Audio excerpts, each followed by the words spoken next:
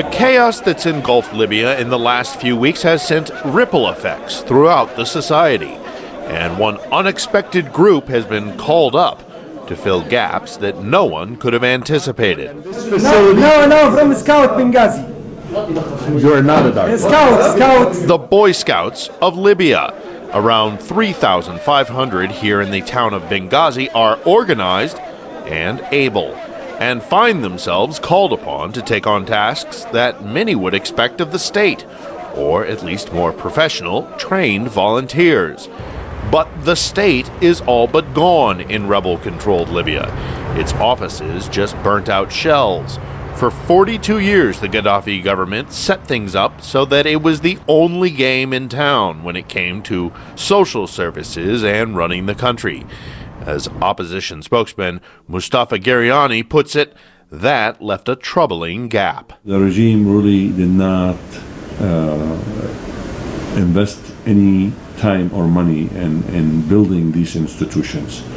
Basically, the regime ran this country like a company, and he puts a head on each department, and that particular head has one interest: line up his pockets.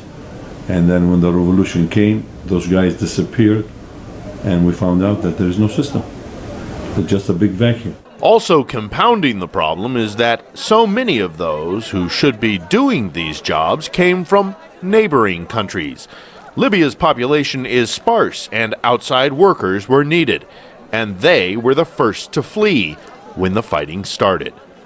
So whether it's working in the bloody mayhem of a hospital or directing traffic because no one trusts anyone in a government uniform, in many cases it's now scouts who are sorting out the international medical aid that's flooded in.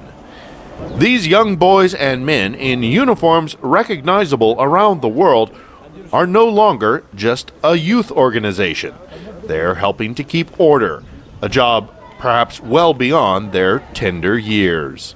The man who heads the Scouts in Benghazi, Abdul Rahman, now finds himself leading an organization which is no longer about keeping kids on the straight and narrow, but instead about mobilizing them to help. The moment has filled him with pride over what his young charges can do.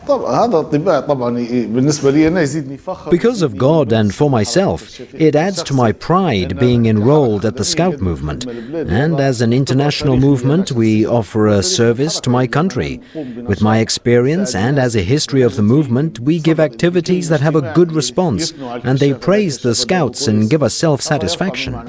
Every day, the Scouts, who range in age from 7 to 18, meet to learn vital skills that can be used to help the people of their city, including first aid and organizational skills. It's no longer just about getting a merit badge. With the fighting showing no sign of slowing down anytime soon, it appears that what now seems like playtime could soon be all too real for these young boys in uniform. The Boy Scouts of Benghazi. Phil Littner, VOA News, Benghazi, Libya.